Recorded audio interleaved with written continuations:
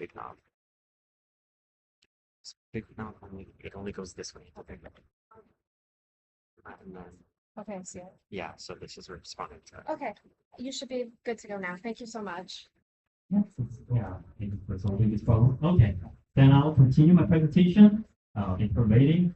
And yeah, now this kind of like a large reasoning models are capable of solving extremely difficult math problems, but not only on math domains, but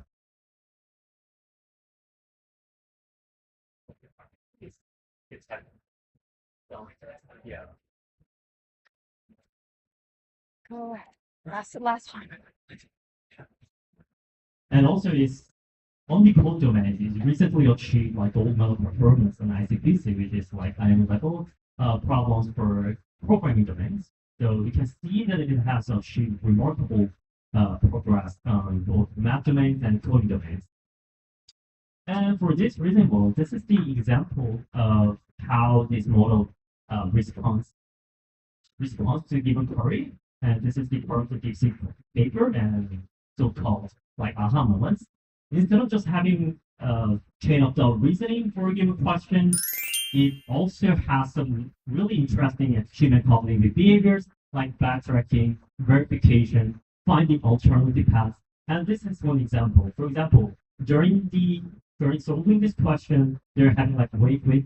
That's an aha moment I can flag here. And they verify again and finding alternative path. And this is the behavior that has not been seen in like previous CO2 reasonings back then in like 2023 or early 2024. And this really made a remarkable progress in reasoning domains. So how these reasoning models are training recently? So actually there are like 3 stages. It could be explained in 2 stages, but some people actually separate high compute or out from post training. So pre-training is actually training the large language models on the entire web data set. And you may be familiar with post-training, which is applying reinforcement learning with human feedback. We actually train the reward models using the human preference modeling, and then we try to align the large language models with human values. That's kind of like post-training session. And also improves the instruction following on this stage.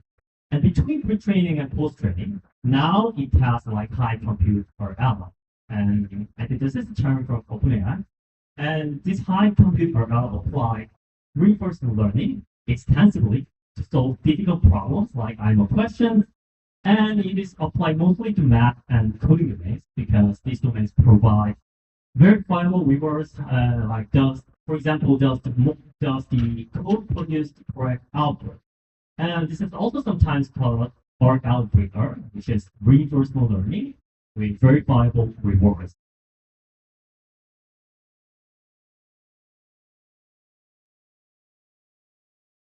Oh, okay. Yeah. And this is a really high-level explanation of how reinforcement learning works. Of course, it's really high level. There are much more complicated implementation, and also there's more details for each RL algorithm, but at least for RL for LLMs, the current notion is given a query, we sample the diverse solution path, and now we assign reward value for each path. Then we go through the exploitation session, which is increase the probability of high reward solution path and decrease the low reward ones. So this is the outline figure of how recent or an algorithm works. Given the query Q, we have policy model, which is large language model. And now we have sample multiple output, which is O1 to OG. And let's just forget about reference model right now. And we have reward model, which is just whether the output is wrong, right, or wrong. And we have reward value of R1 to RG. And be some kind of like, for example, GRPO mechanism. We have like relative advantage function, and we use these values to update the policy model, which is LLMs gain.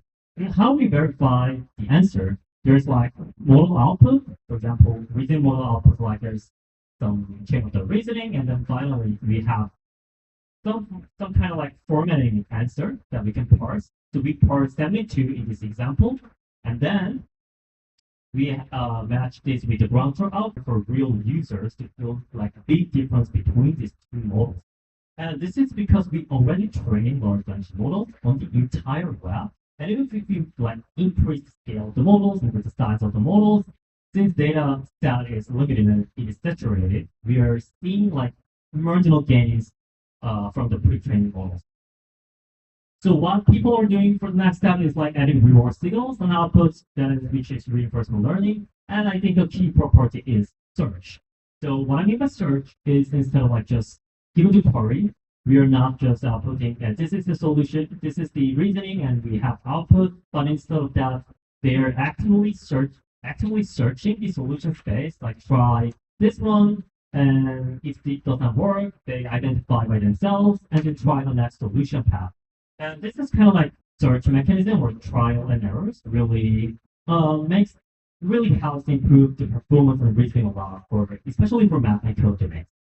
And the big question of today's presentation is so okay, we and people have found that our out really helps, but to what extent is going to be the main part of today's presentation. So let's move on to the current limitations of reinforcement learning for large language models. So okay, again, like high compute are out work, but is that the whole story? This is the question that we need to answer. And when we like see a lot of like movies on artificial intelligence, it is not like today's like ChatGPT. We actually expect it to interact with humans better, and also you do a lot of like tasks. It is really fully automated like agent, and also it solves something open problems like drug discovery or climate change or other problems that we want to solve. Like I guess so the answer is no, we are not at that stage for current large reasoning models. So AI can solve not AI and or large reasoning models can solve IMO and ICPC problem, but still not like fully capable of like conducting research, tackling unsolvable problems like Riemann hypothesis, and still struggling with open problems, which is related to not very good at conducting research. And also applicability wise, there's no like fully automated agent that user want. And that's because of this like a lot of companies are using like travel itinerary as their demo for their agents, and people are kind of like tired of watching only the like having travel plans with the agents. And that's also one of the evidence that the fully agents is not yet fully developed yet. And I'll provide one example on this progress aspect, which is AI research, because AI should be able to do research to make some breakthroughs in AI for science or really solving some open problems. And this group from Stanford University actually have a paper on count and LLMs generate novel research ideas on NLP domains. And in summary, AI research can somewhat have really novel ideas compared to humans, but they're mostly not feasible. And this is the details of like this process. They actually use a lot of human experts and AI agents, and they both the ideations on NLP domain, and then compare the novelty score with human. And actually, human experts evaluate the novelty score, excitement score, a lot of like scores for their ideation. And as you can see, they sometimes like make like more novel ideas on NLP domains than humans.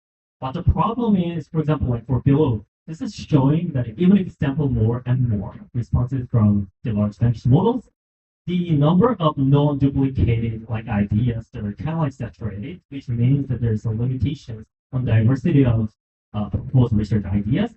But also at the same time, if you see the details of the paper, you can see they look plausible, but they're sometimes not feasible or like executable. And this is more detailed in the next paper. This is the follow paper from the same book.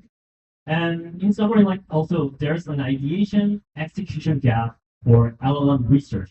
And this means that AI ideas look plausible, but they're often not feasible in practice. How did they measure this? Actually, they have their initial ideas from previous paper from both AI models and humans, and they compare the ideas and before they execute their ideas. So the first part, like effectiveness score of 4.83, and the effectiveness score of 6.900. They are just scored before they execute the ideas. And then human experts actually execute the ideas. And now, by doing the execution and doing some implementations, they found that there are a lot of like weaknesses, like something not plausible, like something not like feasible, something not meaningful, something like hyperparameters are missing, or like it cannot be done within like 3 months. There are a lot of limitations they found during the execution of the ideas. So AI can like provide a lot of like different things, but mostly they're not perfect and also they're not really useful in practice. So this is a score after the execution. Like before the execution, the AI generated research ideas have higher scores than that from humans. But after the execution, and if we evaluate again with human experts, we can see there are a lot of like decrease in AI generated ideas. And this is just one example that I still have some limitations on like proposing research ideas or conducting research fully research. And yeah, so that now we have questions like we really have really good models, large reasoning models, true or L, but why are L training LLMs is not the final story, and why we are still struggling on some tasks that we really care. And that's the main question right now. And so what are the remaining challenges? There are like a lot of like challenges left, but I'm gonna only introduce like three challenges that I believe are very important. The first is math and code focused. So currently a lot of like training is focused on math and code domains. And now that leads to the question, how can we generalize to more real world domains like law or medicine or economics? And the second limitation is on limited exploration. And this leads to the question about how can we discover feasible yet novel solution paths during the exploration stage of reinforcement learning? And the final thing is about like sparse neural signals. How can we provide richer and more informative learning signals than just assigning 1 and 0 for each exploration path? So I will go one by one in details. First challenge is focus on math and code. And this is because a lot of data on math and code domains are easy to access, and also it's relatively easy to verify the solution. For example, if you're trying to verify the output of like open question like writing or like writing novel, then it's going to be really hard to verify the correct answer and also hard to assign the correct score. But for math questions, like if the answer is 72, you just need to compare the predicted answer with the ground truth answer, which is really easy to verify. But the question is like, does the reasoning capability of like on math and code domain generalize to other domains like economics, research, or medicine law, or the other domains that we care about? Yes, but not always. So actually, math is of course not the everything we care, and also not everything for AGI. So narrow domain focus is still the big problem. And if you see the humanities last exam benchmark, there's a table here, and we can see it's somewhat outdated because it is paper from early 2025 or something. But still, the math model, O3 mini, high models are really good at math. It is really just best among all the models, but this does not lead to best performance on other domains as well. For example, compared to DeepSeek R1 model, it has lower performance on engineering and also like humanities. And this actually one of the evidence that like math and code domain reasoning capabilities are not always like transferable. And also this Quick question on that last slide, engine. Are those scores all out of 100? yeah. Thanks. And this is another example figure from Google paper that is recently accepted at the series. And actually this shows that the first row is like if you train on math, what is the performance increase on other domains? And you can see like if of course like if you train on math, it has like 70% increase in math domains, but you can see a marginal gains on other domains like logic simulation or tabular. So there are actually gains, but gains are not always significant. And that's one of the main issues with current reinforcement learning for large language models. And if you see the podcast from OpenAI on I am a question, you can also see the script in, and they're also really interested in we're very excited to improve our in other domains beyond that, and hopefully make models more useful for us in everyday usage. I actually have no idea as what they're working on to improve this or address this problem. But actually, this also shows that this is the problem that also frontier labs really care, and we actually want the models not only really good at math and code, but also good at other domains that we care. Yes, and let's move on to the second challenge, which is limited exploration with current methods. So given a query, as I explained in early part of my presentation, LLMs can generate multiple answers for each given query. So it's generating multiple reasonings and solutions. However, if none of the answers are correct, we can't obtain a reward still. For example, if you just ask questions like solve Riemann hypothesis, and of course they will fail on every path. So even if you sample like 10,000 responses for the models, none of these responses get any reward. So therefore, we don't have any reward signal to update the model. And it's actually really difficult to find a novel, but also a meaningful and feasible path for a given query. I'll provide more examples later. And therefore, you can't like go beyond best of performance. So RL training models, there are a lot of papers that are claiming that RL training models is not does not outperform a lot of like sampling from the base models and to just apply best of performance. And this is also like theoretically like kind of like proof that they actually match the performance. Although it is like much more efficient, we can't like just say that like, oh, because it is just matching the best of performance, it is bad because it is still more efficient, but clearly there's also limitations to go beyond the current status and move on to the next stage. So about limited exploration, this is about like thinking outside the box. And this is also really hard for humans. When humans are imagining like aliens, they usually have also like eyes, nose, or body as like humans. And this is because we also have some priors and bias. And it is also very hard for humans to really think outside the box that we have never imagined or never have done. So this is also same for LLMs. It's really hard to have like new reasoning path that is not given that is not like present in human data or like other web data. So I actually have one reference paper for this. This is the paper that claims RL figures, so RL for LLMs with verifiable rewards may not escape this origin. And in summary, like in both theoretical and empirical results, LLM enhances past one accuracy. So if you only sample like one response for each given query, then it might actually boost the performance, which is good. But the reasoning space actually shrinks and underperforms in past infinity or past k with high value of k. And what it means by shrinking the reasoning space, you can see probably the results here. For some like family relationships, some logical or reasoning paths, if we sample more and more and select the best one, actually our L trained model, which is in green, they are actually saturated.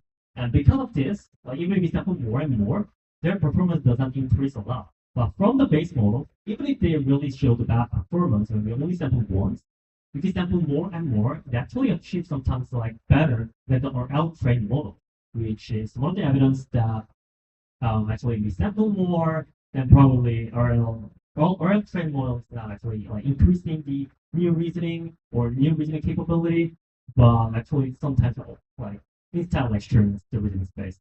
Yeah, quick question. Could you just clarify what pass one versus pass infinite are? Yeah, sure. So pass one is we sample one response from the given query and then check whether it's right or wrong. And pass k is we sample k and check whether if one of the k responses is correct or not. That's the difference between pass one and pass k. Yeah. Yeah, and because these like previous papers also show they're probably just better sampling with the base models. Sometimes like outperform RL enhanced model. There's recent, I guess this is a really recent paper from last week. That reasonably sampling with base models might be smarter than RL trained models. So let's just decode with the base model if our trained model is just tripling the distribution or just match the past event performance. So actually this paper, I will not go into details, but this paper actually claims that what RL is doing, and instead of like having new reasoning capability, is actually sharpening the distribution so that models are really good at like reasoning or like using the human cognitive behaviors like verification or backtracking during their reasonings. And because of this, like we can probably have the same effect just with inference time method or decoding method. And this paper actually use like sharpening distribution through using instead of like sampling from probability distribution P, which is language model, they sample from P to the power of alpha. So they're actually multiplying P by power using the power exponential function so that they can have like sharpened distribution. And how can we sample from this like P to the power of alpha? They actually use Metropolis testing algorithm. If you probably took like Bayesian machine learning classes during your like undergraduate or graduate courses, you might have heard of this, but actually they're using like MCMC sampling to sample from to use the sharpened distribution of the base models to match the performance of our trained models. And this also shows that probably our trained model is really good and efficient, but if you sample more, we can have the same effect with the base model. And this is kind of like recently very controversial whether like RL is actually needy or not. And I like I highly agree with this post from Matt Bermami on the current status of RL. So in both theoretically and empirically, what we are doing actually best of n sampling can outperform the RL trained models. But the reason that we are doing RL or the reason why RL is also meaningful is probably because of efficiency that we can also have good performance even if you sample only once instead of like sampling a lot. So yeah, there's clearly benefit on efficiency, but probably if we really want the models to think outside the box and also really solve the problem that humans have not solved, probably we need something really like novel and better method during the exploration stage to enable this capability. So why it is so hard to have like novel exploration paths for LLMs? In classical RL, random exploration can still find novel yet feasible behavior. For example, let's imagine that we have a game and we have 4 actions.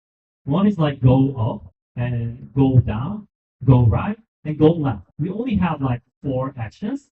And even if we like have some kind of like random action, like it is like in for 25% for each action. For example, like just we select the random action like go right for the game, that might lead to better results at that stage later. Even if it's random exploration, but this is also feasible and meaningful action, right? Like go right, go down. There's no something really like wrong or weird action because we only have 4 action spaces. But for LLMs, search space is huge.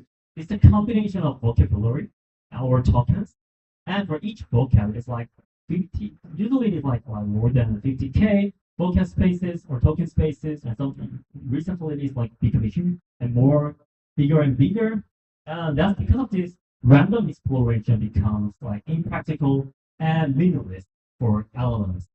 So, for example, if we really simple question like 7 multiplied by 6, if you apply a random exploration on LLMs, randomly select tokens, we can have some like alien language like this figure. So it's really hard to expect, hey, let's do a lot of like sampling with random exploration and expect that always solve some really hard problems on real theory. So let's encourage the models to do this better through our LLM now. It's really hard to expect the models to do that. And the final remaining challenge is first reward signals. I guess it's probably like very familiar with a lot of people. And this is like correct reward for our figure. It's generally just assigning 1 for correct answers and 0 for wrong answers. And Actually, there's no signal during about the process, and rewards are independent across rollouts. For example, if we sample like 4 solution paths for a given map questions, we just assign whether one something is wrong or right, but not about whether there's a meaningful process in this reasoning, or is there like we do not have like overall like joint like analysis like okay maybe probably given these 4 rollouts maybe we can encourage like this kind of behavior on the next stage. This current first real signal set do not have this kind of mechanism. And I want to know that there is, of course, like process reward. Process rewards exist, but as shown in the DeepSeek Arnold paper, they generally do not scale well due to noise. So it is like training additional like models for assigning reward. And because of this, is like very noisy. And just as the example, I will just explain the last figure. And master is just like giving the ground truth reward, and here is like process reward. And if you just like naively like combine the ground truth reward and process reward to assign or give the reward value to the models, then it actually decreases the accuracy because the process reward is the noise. And this is also really cool ex post from our Mr. Ryu, professor at UCLA, who is working on complex optimization. Is one of the best researchers on this complex optimization area. And he actually uploaded a post on his experience of using ChatGPT to solve some open problems in complex optimization, which is really cool. And I think the core part is ChatGPT, sorry for the low resolution, but yeah, ChatGPT did not produce the proof in a single prompt. So if you just like give the single complex optimization problem and hey, solve it, then most of the times it will fail. But he actually made a meaningful progress by just having the meaningful or novel path among the reasonings when he tried a lot, like 80%. He also mentioned that 80% like fail or meaningless, but there are like 20% that might be helpful or novel also to humans. So he put all these like novel or meaningful paths in context, or also save as a memory, and then use it to solve this open problem and made a success. And this is like if we can like have like this kind of like reward mechanism, like just assigning the reward to really like novel or meaningful path, even if it's not it does not lead to the correct answer at the final stage. Maybe we can expect something better than the current large written model.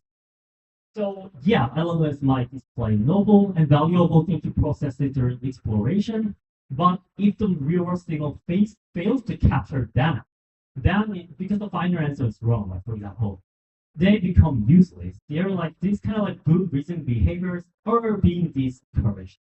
So we may need a like mechanism to preserve and encourage these rare but really important signals. So this is like even like classical RL, like large search space and sparse real signals are well-known challenges. And now in large regional models area, we are now facing the same problems again. LLMs have really large space, and LLMs also have we are suffering from sparse real signal. Although like findings and intuitions from the like classical RL or previous RL domains do not always like transfer directly to the LLMs, at least like we are facing the same problems again. And it might be really ideal if something very cool happens like during the exploration and the reward still can capture it. And but for example, like if we given a really big open problem like Riemann hypothesis and we can capture some of the really meaningful path and give the reward signal like this, then it's gonna really make a meaningful progress. And that's the remaining challenges for reinforcement learning, or probably we need like different mechanisms than reinforcement learning to have this mechanism. And this is just like a side note. So there's also really controversy about RL recently, whether it's RL is meaningless or meaningful, or RL is the final story or not. Is there any room for improvement for RL? And I guess like I kind of agree that RL might not be the final solution to enable AGI, but at least I think there are still more room for RL, like better reward models, or also like better exploration mechanisms. And I think if we address those kind of problems, still there RL can also make a significant progress one more. And for that session, I will just quickly go through some of my potential ideas to address this kind of solution, this kind of like limitation that I mentioned.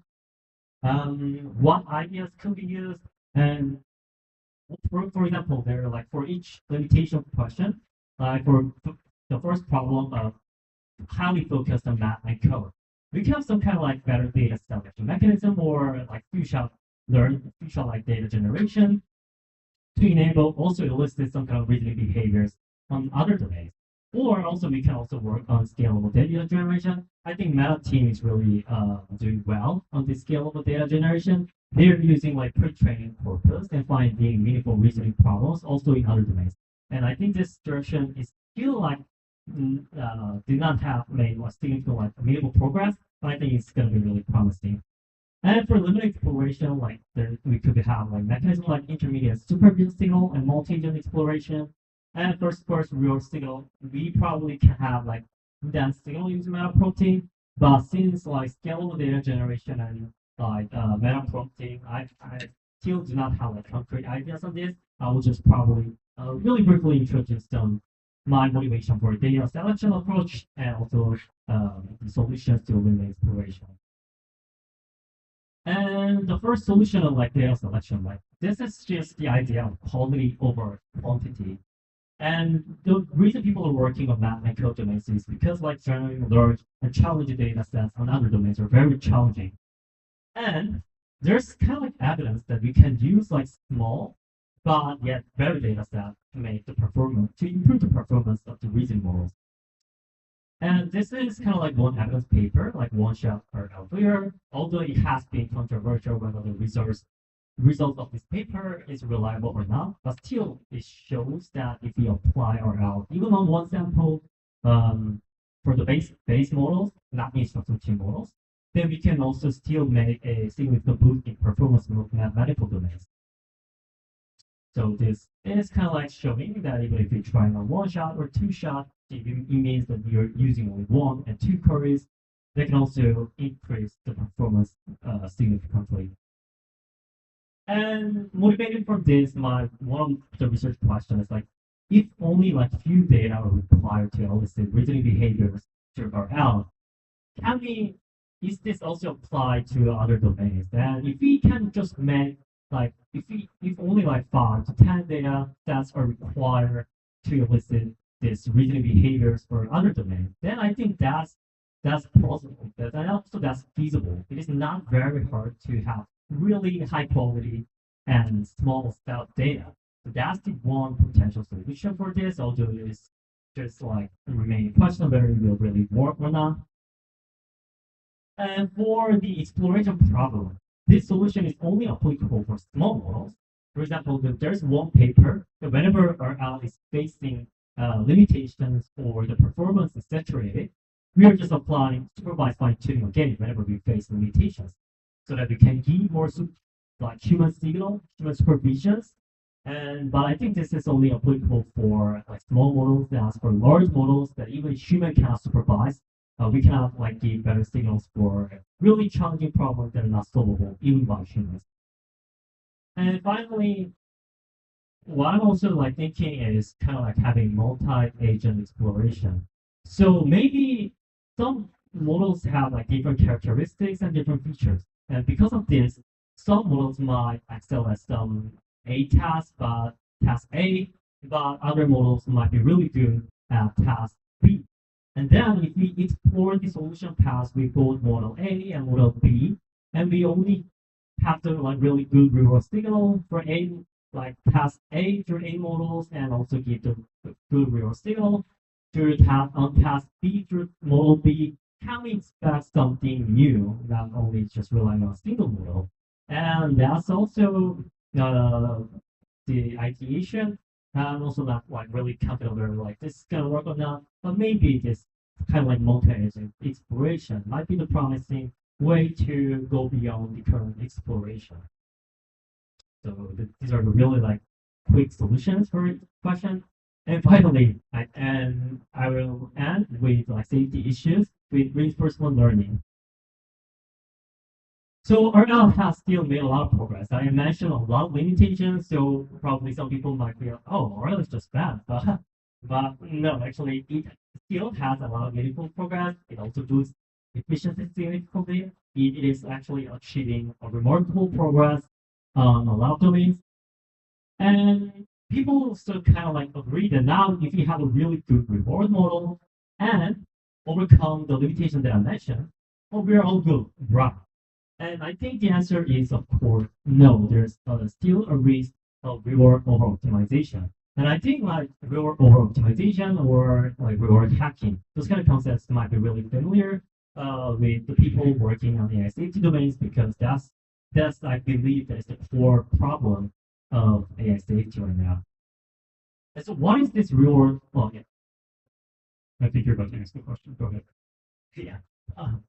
Okay, so what is the reward over optimization? This is in short, it is when maximizing proxy reward harms the true goal. So what it means, if we have proxy goal that approximates the goal, um, the true end goal reward. For example, the example might be reinforcement learning with human preferences. Our really true goal is to make the models more preferred by humans. But we cannot like have like humans. We cannot always like make humans to label all the human preferences and all the assigned scores. So instead, what people are doing is making the reward model training on human preference data to approximate human values or human preferences. That's the proxy model. This parameterized models that approximate true models, and true goal is uh, the human values.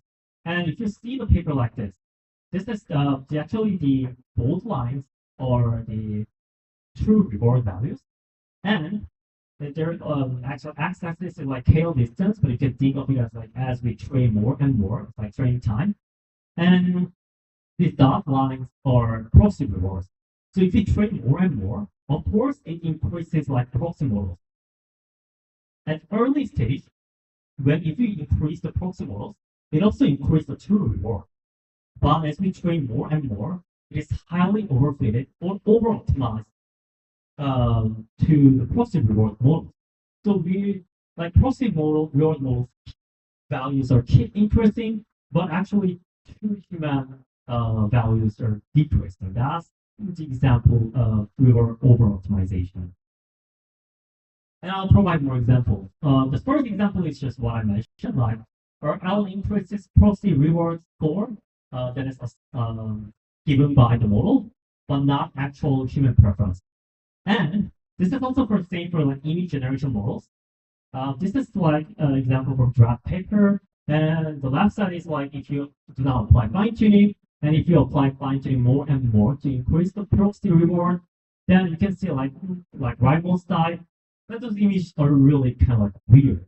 And there's a lot of like reports that if we really try to increase proxy reward of image generation more and more, it's just like highly like overfitted to like cartoon styles. And even if there are like different prompts, for example, bear, fox, and squirrel, well, they all look like converge to like same like weird lines. And that's the actually the example of reward optimization. We optimize too much to the proxy models, the actual like image like quality is decreasing. And there's also very famous length bias. Sometimes, like if you just have proxy models, the model actually prefers the length response. So we are optimizing the model to just increase the length without like checking the quality of the response. And why this kind of reward over optimization happens? Because of the reward misspecification. What I mean is we cannot specify everything that we care for the reward values. This is really different from like classical RL like Go. Like simple games, actually Go is not simple games, but anyway, like games like Go have a goal reward. There is no cheating, no shortcut in the action space. As long as we put something in this like field, then it's good. At least it leads to the final victory. So we have like clear goal of winning the goal game, and there's no like bad or harmful action spaces. So we can just like optimize for whatever we can just try to make the model whatever they need to do to win the game. So this is like there's no real optimization problem here because the reward is just like perfect. But in language space or like just like common AI space, every reward is a proxy right now. For example, let's imagine that let's assume that we have like explicit reward. Oh, okay, solving an IO math question really well is our explicit, but we also want the models to be like have the outputs like that are human readable, avoiding cheating and avoiding harmful actions, no deceptions. We also expect the models to do this, but we can't specify every aspect that we care. The reward models. It's really hard to model like every reward values that we care. And therefore, the reward over optimization actually happens during the RL training, and sometimes it leads to reward hacking. It's similar to over optimization, but it's just getting high reward without doing the intended task. Like so, I actually brought some examples. First example is like Sakana AI. Actually, I really love and respect Sakana AI companies. It's just the example. And Sakana AI's CUDA optimization is one of the example of real over optimization. The company actually came up with a paper that we really optimize the CUDA kernel code a lot so that we can really make the CUDA code like 100 times faster than the human written code. But actually, people found that there's a cheating on the code. So instead of like just improving the CUDA kernel, the model learned to use the shortcuts like just copy and paste some values that are defined, or just manually having the output, like instead of like having some code on it. So that's one example of real optimization in real case, and it was really like a big issue that back then. And also like if you have seen the like Meteor's blog, you can also see a lot of like cases of reward hacking or reward over optimization of O3 models. And there's also a lot of like reward hacking examples in OpenAI paper too. And for example, like this is the code, as you can see in this description, like in this task, the model is like score based on the speed of the solution instead of like optimizing its code. So it should actually optimize for speed, but instead of like making optimizing the code, so making the faster code, it just like have kind of like hacking things like just put the override timing function, like actually just modify the timing function so we can actually return the short-term measurements. This just tries to make it look fast, but it's not actually faster code. So this is another example of reward hacking. So how to mitigate this kind of like reward hacking? So actually, there are a lot of works on it, but not a lot, not quite a lot. But one is like theoretical approach. There's a lot of like theoretical like approach to address this kind of like reward hacking problem. They're mostly like considering the reward uncertainty. So we just assume the reward is not perfect, and we also consider the uncertainty value of the reward models. And oh yeah, I'll now go into the details, but this part is kind of like considering the real-world uncertainty domains. And another like solution is kind of like heuristic one. And I guess that this is much more empirically effective and also what a lot of companies are doing. Like for example, like COP monitoring. We are keep like monitoring or we are keep like tracking whether model has some dangerous or like non-safe like or reward hacking cases during the chain of the reasoning, and we just actually catch those using human or AI models, and then prevent it through like adversarial training or just like have some traits during put some traits during the RM model training. Yeah, anyway, they are both like theoretical approach and heuristic approach, but both of these, although like empirically it might work well, but still like this is not like fundamental solution. Of course, like theoretical looks good, but as many like AI researchers are feeling, they're sometimes not like scale well or not feasible on large scale language models. And also for like chain of the monitoring, this is kind of like temporary solution. We like keep monitoring and preventing it, but it does not guarantee that we can fundamentally solve real over optimization. And it's really like just also reminds me of like good as well. Like when a measure becomes a target, it needs to be a good measure. And this is also related to the reward over optimization problem. So I actually wanted to introduce this concept to you if for the people who are not familiar with reward over optimization. Oh yeah, so this is probably almost the end of my presentation. So in summary, let me actually I showed you some of the limitations of current or out for LLMs to enable AGI or AI for science, like focused on limit narrow domains and limit exploration as first rule signals, and also introduce some safety issues with RL like reward over optimization. And I also like introduce some of the potential solutions that I'm actually like trying to do during my PhD. Although like some are not fundamental solutions, so that I'm really recently brainstorming a lot to actually have the fundamental solutions to actually to make the models really think outside the box and give better and more informative real signals. So yeah, there are no guarantee that these ideas might work or not, but anyway, yeah, that's are the potential solutions or like temporary solutions to the issues. And there's also really good survey paper on LLMs and RL. If you're interested, you can read this paper to get a sense of what other problems people are interested in, and also what are the open challenges in RL for LLMs. And yeah, that's the end of my presentation. And thank you so much for listening to this long and probably important topic.